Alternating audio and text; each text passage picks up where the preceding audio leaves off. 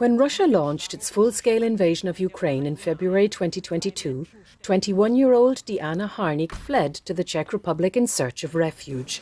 But the victory of right-wing populist Andrej Babis and his ANO party in the country's recent parliamentary election has sparked concern among many within Czechia's large Ukrainian refugee community.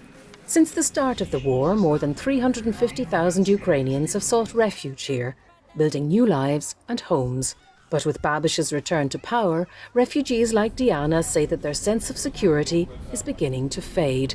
If you analyze somehow speeches of the Andrej Babis, we kind of heard some uncertainty about some refugees, and mostly he's mentioning that he's criticizing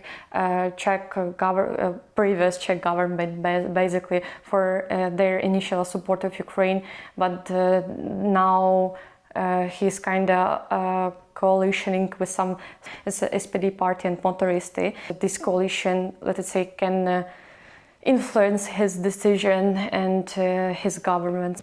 Billionaire Andrej Babis, the populist leader of the ANO party, is set to form the next government by forming a coalition with the far-right Freedom and Direct Democracy Party and the right-wing Motorists for Themselves movement.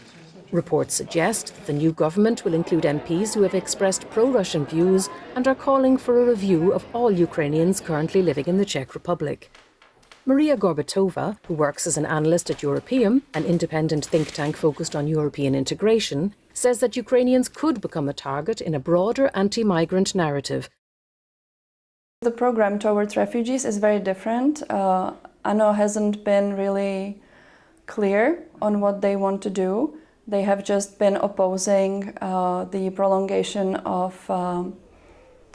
temporary protection of refugees, which is prolonged every year. So they have been rather against it, but they didn't have such strong claims as SPD. SPD is saying really, let's revise every temporary protection of every Ukrainian, and only if we see that they are working at a job in which a Czech person cannot substitute them, let's have these people still live here. So it's a pretty extremist rhetoric. When the war began, Diana Harnik was studying law in Ukraine. Urged by her grandmother to seek safety and better opportunities abroad, she fled to Czechia. Since then, she's learned the Czech language, begun studying political science, and found work as a HR assistant. But despite rebuilding her life, Diana remains uncertain about the future, both for herself and for the thousands of other Ukrainian refugees now in the country.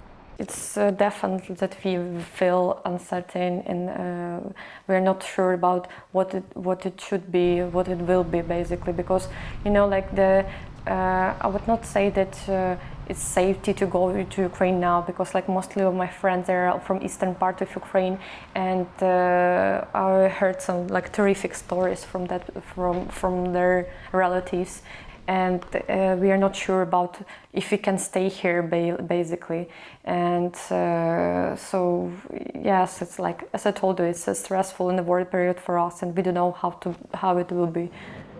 Many analysts say that parties like ANO and SPD exploited public frustration about inflation and the energy crisis in their election campaigns by implying that government funds are being spent on migrants instead of improving life for ordinary Czech citizens.